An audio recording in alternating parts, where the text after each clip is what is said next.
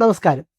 റഷ്യയുടെ സൈനിക ജനറൽ ഈ ഇടയ്ക്ക് പറയുകയുണ്ടായി, മിഡിൽ ഈസ്റ്റിലെ യുദ്ധം അവസാനിക്കുന്നത് ഇസ്രയേലിൻ്റെ അന്ത്യത്തിലായിരിക്കുമെന്ന്.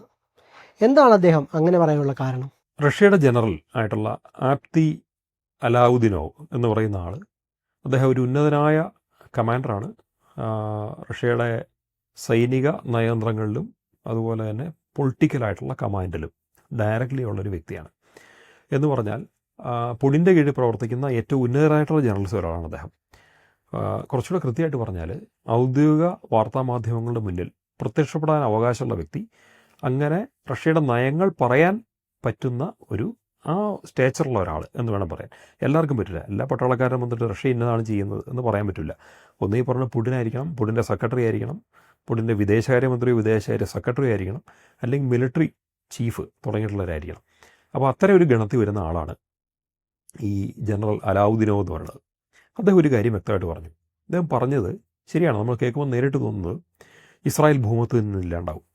അദ്ദേഹം പറഞ്ഞത് തന്നെയാണ്. പക്ഷേ അത് എങ്ങനെ എന്നൊരു ചോദ്യം കൂടെ ഉണ്ട്. ഇസ്രായേലിനെ കുറ്റപ്പെടുത്തിക്കൊണ്ട് അദ്ദേഹം പറഞ്ഞു, ഇസ്രായേലിൻ്റെ ഇപ്പോഴത്തെ പ്രവൃത്തികൾ കാരണം ഇസ്രായേൽ ഇല്ലാണ്ടാവും എന്നാണ് അത് കൃത്യമായിട്ട് പറഞ്ഞാൽ. ഇസ്രായേൽ ഇപ്പോൾ കാട്ടിക്കൂട്ടുന്ന കുറേ കാര്യങ്ങളുണ്ട്. അവർ ഇന്നത്തെ ലോകത്ത് നടക്കുന്ന പല യുദ്ധങ്ങളുടെയും പുറകിൽ ഇസ്രായേലാണ്. നമ്മൾ നോക്കുകയാണെങ്കിൽ കഴിഞ്ഞൊരു 3 വർഷമായിട്ട്, അതായത് 2023 സമയം തൊട്ടിട്ട് വേണമെങ്കിൽ അല്പം പുറകോട്ടും പിടിക്കാം, ഉണ്ടായിക്കൊണ്ടിരിക്കുന്ന കോൺഫ്ലിക്റ്റുകൾ, ഇല്ലെങ്കിൽ കഴിഞ്ഞ 2021 തൊട്ടിട്ടെന്നും പറയാം, ഉണ്ടായിക്കൊണ്ടിരിക്കുന്ന പല കോൺഫ്ലിക്റ്റുകളുടെയും പുറകിൽ വ്യക്തമായിട്ട് ഇസ്രായേലാണ്. ഇസ്രായേലിൻ്റെ ഒപ്പം അമേരിക്കയുണ്ട്, യൂറോപ്യൻ യൂണിയനും ഉണ്ടെന്നുള്ളത് വേറൊരു കാര്യം. ഇപ്പോൾ ഉദാഹരണം നോക്കിയാൽ, റഷ്യ ഉക്രൈനിലെ യുദ്ധത്തിൽ കുടുങ്ങി കിടക്കുകയാണ്. അപ്പം ഉക്രൈനിലെ യുദ്ധത്തിലേക്ക് റഷ്യ അവർ ഇൻവൈറ്റ് ചെയ്തു. റഷ്യ പോയി തല വെച്ച് കൊടുത്തു. അത് തല വയ്ക്കാതിരിക്കാനും പറ്റില്ലായിരുന്നു. ആ യുദ്ധം റഷ്യയെ സംബന്ധിച്ച് ഒഴിവാക്കാൻ പറ്റില്ലായിരുന്നു. യുദ്ധം ചെയ്യാണ്ട് പറ്റില്ല, ചെയ്താലും പ്രശ്നമാണ്, ചെയ്തില്ലെങ്കിലും പ്രശ്നമാണ്. പിന്നെ ഉള്ളതിൽ മെച്ചം യുദ്ധം എന്നുള്ളതുകൊണ്ടാണ് അവർ യുദ്ധം ചെയ്തത്. കാരണം യുദ്ധം ചെയ്താൽ, പരാജയപ്പെടാതിരുന്നാൽ പതിയെ പതിയെ ഉക്രൈൻ്റെ ഓരോരോ ഭാഗങ്ങളായിട്ട് പിടിച്ചെടുക്കാം. ആക്ച്വലി നഷ്ടം വരുന്നത് ഉക്രൈനായിരിക്കും, പാശ്ചാത്യർക്കുമായിരിക്കും. അത് കണക്കുകൂട്ടിയാണ് റഷ്യ യുദ്ധതന്ത്രങ്ങൾ ആവിഷ്കരിച്ചുകൊണ്ട് ആ യുദ്ധത്തിലേക്ക് കടന്നത്. അവർ ഉക്രൈൻ എന്ന ചെറുരാജ്യം പിടിക്കാൻ വേണ്ടിയിട്ട് അവർ വിട്ട സൈന്യം, അത് റോഡിൽ ആ സൈനിക പടക്കോപ്പുകളും സൈന്യവും കവചിത വാഹനങ്ങളും എല്ലാം കിടക്കുന്നതിൻ്റെ ആകെ നീളം എന്ന് പറയുന്നത് 64 കിലോമീറ്റർ ആയിരുന്നു. നമ്മളൊന്ന് ആലോചിച്ച് നോക്കണം. 64 കിലോമീറ്റർ എന്ന് പറഞ്ഞാൽ പെരുമ്പാവൂർ തൊട്ട് തൃശ്ശൂർ വരെയുള്ള ഡിസ്റ്റൻസാണ്, അല്ലെങ്കിൽ അങ്കമാലി തൊട്ട് തൃശ്ശൂർ വരെയുള്ള ദൂരമാണ്. അത്രയും ദൂരമുണ്ട് സൈന്യവാഹനങ്ങൾ കിടക്കുന്നതിൻ്റെ ഒരു നീളം എന്ന് പറയുമ്പോൾ. അത്രയും വലിയ സൈന്യത്തെ റെഡിയാക്കി നിർത്തുക. എന്തുകൊണ്ട്? കാരണം ഉക്രൈൻ ചെറുരാജ്യമല്ല അപ്പുറത്ത് യുദ്ധത്തിൽ നിൽക്കുന്ന റഷ്യക്കറിയായിരുന്നു. അപ്പുറത്ത് അമേരിക്കയുണ്ട്, യൂറോപ്യൻ രാജ്യങ്ങളുണ്ട്, ഇസ്രായേലുണ്ട്. ഇത്രയും പേര് ഒരുമിച്ചാണ്. എന്തുകൊണ്ട് ഇസ്രായേൽ? അതിന് കാരണം സെലൻസ്കി എന്ന് പറയുന്ന ഉക്രൈൻ പ്രസിഡന്റ് ജൂതനാണ്. അയാളുടെ താല്പര്യങ്ങളും കൂടി ഇവിടെ പ്രധാനമാണ്. അപ്പോൾ ചുരുക്കി പറഞ്ഞാൽ, ഇന്നത്തെ ലോകത്തെ പ്രധാനപ്പെട്ട 2 വാർഫണ്ടുകളിൽ കംപ്ലീറ്റ് ഇതിന് കാരണക്കാരായിട്ടിരിക്കുന്നത് രണ്ട് ജൂതന്മാരാണ്. ഒരു സെലൻസ്കിയും ഒരു നെതന്യാഹുവാണ്. അപ്പം നെതന്യാഹുവിൻ്റെയും സെലൻസ്കിയുടെയും കൂട്ടുബുദ്ധിയാണ് ഈ യുദ്ധം എന്ന് പറയുന്നത്. അതിലേക്ക് അവർ അമേരിക്കയും യൂറോപ്യൻ യൂണിയനെയും കൊണ്ട് ചാടിച്ചു. അപ്പോൾ റഷ്യയായിട്ടുള്ള യുദ്ധത്തിൽ യൂറോപ്യൻ യൂണിയൻ അവരുടെ പണവും ആയുധങ്ങളും ഉക്രൈന് നൽകുകയാണ്. അവരവിടെ യുദ്ധം ചെയ്യുന്നു. അതുകൊണ്ട് സെലൻസ്കിക്കുള്ള ഗുണം എന്ന് വെച്ചാൽ, യുദ്ധം തീരണം വരെ ഇലക്ഷനില്ല. യുദ്ധം 100 കൊല്ലം നീണ്ടുപോയാൽ, അത്രയും നാളെങ്ങാനും ജീവിച്ചിരുന്ന് കിട്ടിയാൽ ആ പുള്ളി തന്നെ ആയിരിക്കും 100 കൊല്ലവും യുക്രൈൻ പ്രസിഡന്റ്. ഇതാണ് അവർ ഉണ്ടാക്കിയിട്ടിരിക്കുന്ന സിറ്റുവേഷൻ. നെതന്യാഹു ആണെങ്കിൽ ഇതേപോലെ പിടിച്ചു നിൽക്കാൻ നോക്കിയെങ്കിലും ഇസ്രായേലിൻ്റെ ഇതിപ്പോൾ ഇലക്ഷൻ പ്രഖ്യാപിച്ചു കഴിഞ്ഞു. ഇപ്പോഴത്തെ ഇസ്രായേലിൻ്റെ അടക്കത്തിനും ഒതുക്കത്തിനും മേലിൽ ഈ ഒരു ഇലക്ഷൻ്റെ ഉണ്ട്. ആ ഇലക്ഷൻ ഇപ്പോൾ പ്രഖ്യാപിച്ചില്ലായിരുന്നുവെങ്കിൽ പൂർവാധിക ശക്തിയോട് ഇസ്രായേൽ പലയിടത്തും കുഴപ്പങ്ങളുണ്ടാക്കിയേനെ. അപ്പം യുക്രൈനിൽ യുദ്ധം നടക്കുന്നു, ഇസ്രായേൽ പിന്നെയും സഹായിക്കുന്നു. ഇറാനിൽ യുദ്ധം നടക്കുന്നു, ഇസ്രായേൽ നേരിട്ട് ഇറാൻ ആക്രമിക്കുന്നു. സിറിയയിൽ മുമ്പ് യുദ്ധം നടന്നു. 2 വർഷം മുമ്പ് സിറിയയിൽ IS ഫോഴ്സസ് അവരുടെ അനുബന്ധ സംഘടനകളും കൂടി വലിയ കുഴപ്പങ്ങളുണ്ടാക്കി, ആഭ്യന്തര കലഹം നടന്നു. അവസാനം അവിടുത്തെ സിറിയൻ പ്രസിഡന്റായിട്ടുള്ള ബഷർ അൽ അസദിന് സിറിയ വിട്ട് ഓടിപ്പോകേണ്ടി വന്നു. സിറിയയുടെ ഭരണം വിമതർ പിടിച്ചെടുത്തു. ഈ വിമതരുടെ പുറകിലും വേറെ ആരുമല്ല, ഇസ്രായേൽ സൈന്യം തന്നെയായിരുന്നു. ഇസ്രായേൽ സൈന്യം നേരിട്ട് പങ്കെടുത്ത ഈ ഒരു യുദ്ധം കൂടിയാണത്. അപ്പോൾ ചുരുക്കത്തിൽ 3 സുപ്രധാന വാർഫ്രണ്ടുകൾ കഴിഞ്ഞ 3 കൊല്ലമായിട്ട് ഇസ്രായേലി സാന്നിധ്യമുണ്ട്. 1 സിറിയയിൽ, 2 ഉക്രൈനിൽ, 3 ഇറാനിൽ. ഇത് 3ഇടത്തും സത്യത്തിൽ ഇസ്രായേലിൻ്റെ ഓപ്പണൻ്റ് ആരാന്ന് ചോദിച്ചാൽ ഡയറക്റ്റ്ലി ഓർ ഇൻഡയറക്റ്റ്ലി റഷ്യയാണ്. കാരണം സിറിയയിൽ റഷ്യൻ ഫോഴ്സസ് ഉണ്ടായിരുന്നു.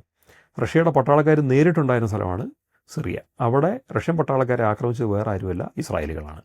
അപ്പം അവരുടെ ഗ്രൗണ്ട് സ്റ്റേഷനിൽ നിന്ന് മാറിയിട്ടാണ് അവർ നിൽക്കുന്നത്. സപ്ലൈയുടെ പ്രശ്നങ്ങളുണ്ട്. ഉക്രൈനുമായിട്ട് റഷ്യ യുദ്ധത്തിൽ കുടുങ്ങിക്കിടക്കുകയാണ്. ചുരുക്കത്തിൽ ലോജിസ്റ്റിക്കൽ സപ്പോർട്ട് സ്വന്തം സൈന്യത്തിന് കൊടുക്കാൻ പുടിന് പറ്റിയില്ല. അതുകൊണ്ട് എന്തു പറ്റി, സിറിയയിൽ റഷ്യൻ സൈന്യം പരാജയപ്പെട്ടു. അവർക്ക് അവിടെ നിന്ന് വിട്ടുമാറേണ്ടി വന്നു. സിറിയ വീണു. അവിടുത്തെ പ്രസിഡന്റിനെ അവർ കഷ്ടി രക്ഷിച്ചു, റഷ്യയിലേക്ക് കൊണ്ടുപോയി. ഇതാണ് രണ്ടാമത്തത്. അപ്പോൾ സിറിയ കഴിഞ്ഞാൽ അടുത്തത് എന്താണ്, പിന്നെ ലെബനിൽ അറ്റാക്ക് കിടന്നു. ലെബനിൽ പിന്നെ റഷ്യൻ സൈന്യമൊന്നുമില്ല, അവിടെ ഇറാൻ്റെ സഹായത്താൽ പ്രവർത്തിക്കുന്ന ഹിസ്ബുള്ള മാത്രമേ ഉള്ളൂ. അവിടെ ഇപ്പോഴും സംഘർഷം തുടരുകയാണ്. പിന്നെ ഇറാനാണ്. ഇറാനിലും യുദ്ധം തുടങ്ങി. അപ്പോൾ സിറിയ വീണാൽ അടുത്ത് ഇറാൻ. ഇതാണ് ഇക്വേഷൻ. അതായത് സിറിയ, ഹിസ്ബുള്ള, ഇറാൻ, ഇതൊരു അച്ചുതണ്ടാണ്. ഇതിൽ ഒരെണ്ണം വീണാൽ അടുത്ത് രണ്ടും വീഴും. ഇല്ലെങ്കിൽ നോർമലി രണ്ടിൻ്റെ നേരെ ആക്രമണം ഉണ്ടാവും എന്നുള്ളതാണ്. സിറിയ വീണപ്പം ലെബനിലെ ഹിസ്ബുള്ളയുടെ ആക്രമണം ഉണ്ടായി, ഇറാൻ്റെ നേരെ ആക്രമണം ഉണ്ടായി. അപ്പം ഇവിടെ എല്ലാം പുറകിൽ നിൽക്കുന്ന ആരാണ്? ഈ യുദ്ധങ്ങളിലേക്ക് മറ്റ് രാജ്യങ്ങളെ, ലോകത്തെ വലിച്ചിഴയ്ക്കുന്ന ഒരേ ഒരു ശക്തിയാണ്, അത് ഇസ്രായേലാണ്.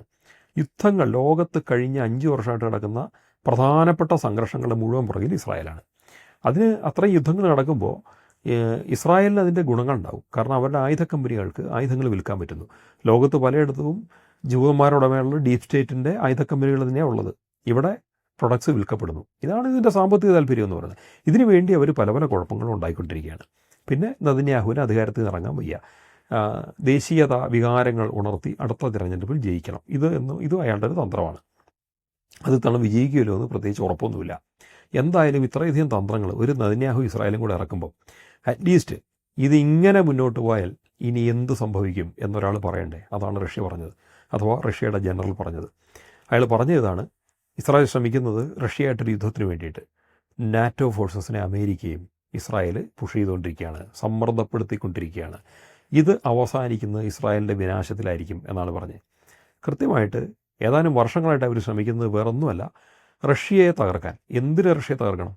റഷ്യ തകർക്കുന്നത് എണ്ണ പിടിച്ചെടുക്കാൻ വേണ്ടി തന്നെയാണ്. ആഗോളതലത്തിൽ ക്രൂഡ് ഓയിലിൻ്റെ മുഴുവൻ വിപണനവും സ്വന്തം കയ്യിലെത്തിക്കാനാണ്. ഇസ്രായേലിൻ്റെ ആൾക്കാരുടെ, അല്ലെങ്കിൽ യൂത ഡീപ് സ്റ്റേറ്റിൻ്റെ ആൾക്കാരുടെ നിയന്ത്രണത്തിലല്ലാണ്ട് എണ്ണ വിൽപ്പന നടന്നിരുന്ന 3 കേന്ദ്രങ്ങളുണ്ട്. 1 വെനിസ്വേല, 2 ഇറാൻ, 3 റഷ്യ. വെനിസ്വേല ഇപ്പോൾ അമേരിക്ക പിടിച്ചെടുത്തു. അവിടുത്തെ പകുതിയോളം എണ്ണ ഇപ്പോൾ കച്ചവടം ചെയ്യുന്നത് ഈ പറഞ്ഞ ഡീപ് സ്റ്റേറ്റിൻ്റെ ആൾക്കാരാണ്.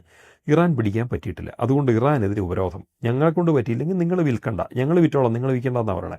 ഞങ്ങളെക്കൊണ്ട് പറ്റുന്നില്ലെങ്കിൽ നിന്നെ വിൽക്കാൻ ഞാൻ സമ്മതിക്കില്ല എന്ന് തന്നെ ഇറാനോട് പറയുന്നതാണ് നടക്കുന്നത്. റഷ്യക്കെതിരെ ഉപരോധം. അതും ഇത് തന്നെയാണ്. വിൽക്കണം ഞങ്ങളായിരിക്കണം, നിങ്ങളാണെങ്കിൽ നിന്നെക്കൊണ്ട് വിൽപ്പിക്കാൻ ഞങ്ങൾ സമ്മതിക്കത്തില്ല. അപ്പോൾ റഷ്യക്കെതിരെയും ഇറാനെതിരെ ഉപരോധം. വെനിസ്വേല പിടിച്ചെടുത്തു കഴിഞ്ഞു. ഇത്തരം ഒരു സിറ്റുവേഷനിൽ ഒന്ന് ആലോചിച്ച് നോക്കൂ. ഈ ഒരു അവസ്ഥയിലാണ് കൃത്യമായിട്ടുള്ള മുന്നറിയിപ്പ് റഷ്യൻ ജനറൽ കൊടുക്കുന്നത്. കാരണം ഇപ്പോഴത്തെ യുദ്ധം കൊണ്ടൊന്നും റഷ്യയെ തകർക്കാൻ പറ്റില്ല. ഉപരോധത്തിനുള്ള ഉപരോധം വന്നാലും റഷ്യ എണ്ണ വിൽക്കും, ഇന്ത്യ പോലുള്ള രാജ്യങ്ങൾ വാങ്ങും, റഷ്യ നിലനിൽക്കും. ഇറാനും എണ്ണ വിൽക്കും, ഇന്ത്യ പോലുള്ള രാജ്യങ്ങൾ വാങ്ങും, ഇന്ത്യയും വാങ്ങും, ചൈനയും വാങ്ങും. 80% ചൈനയാണ് വാങ്ങുന്നത്, ഇറാൻ നിലനിൽക്കും. റഷ്യ ആണെങ്കിൽ ഇറാനെ വ്യാപകമായിട്ട് സപ്പോർട്ട് ചെയ്യുന്നുണ്ട്. കുരുട്ടുബുദ്ധി മാറ്റിവെച്ച് ഇനിയെങ്കിലും സമാധാനത്തിന് വേണ്ടി പ്രവർത്തിക്കുക. ഇനിയും ഇങ്ങനെ പാരവയ്ക്കാനാണ് തോന്നുന്നതെങ്കിൽ അവസാനം ഇതൊരു ലോകയുദ്ധത്തിലേക്ക് പരിണമിക്കും. കാരണം നാറ്റോയും അമേരിക്കയും കൂടെ റഷ്യക്കെതിരെ യുദ്ധത്തിന് പോവുക എന്ന് പറഞ്ഞാൽ അത് ലോകയുദ്ധത്തിലെത്തുള്ളൂ. അതിൻ്റെ വിനാശം എന്ന് പറയുന്നത് ഈ നാറ്റോയുടെ പരാജയമായിരിക്കും, അമേരിക്കയുടെ നാറ്റോയുടെയും പരാജയമായിരിക്കും. ആ ഒരു വെറും പരാജയമായിരിക്കില്ല.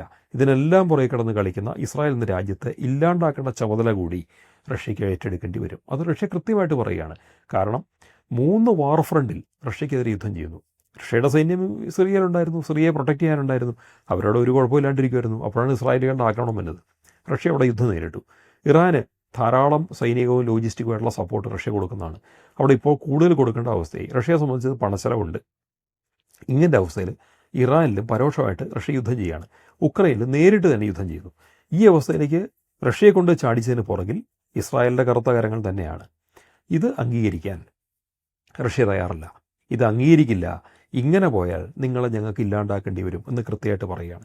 അതുകൊണ്ട് ആ റഷ്യൻ ജനറൽ ആപ്തി അലാവുദ്ദീനോവ് പറഞ്ഞ എന്താണെന്ന് ചോദിച്ചാൽ വളരെ കൃത്യമാണ്.